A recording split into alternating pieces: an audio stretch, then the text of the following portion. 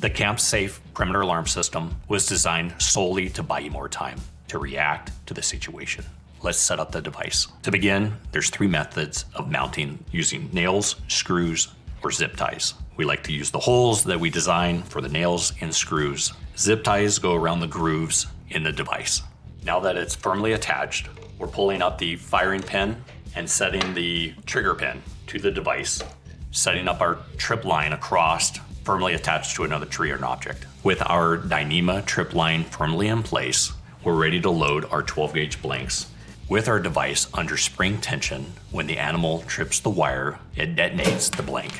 Along with our 12-gauge device, we have 3 different adapters that we've designed, the 209, 308, and the 22 cal. Going through them one by one, starting with the 209, you simply put the primer inside the adapter, sliding it into the 12-gauge, and you're ready. Now using the 308 adapter, installing the 308 blank, tightening down both screws equally, sliding it into the 12-gauge device, and the detents holding it in place. Going right into the 22 cal adapter, loading the power load directly into the unit, sliding into the 12-gauge, detents holding it into place.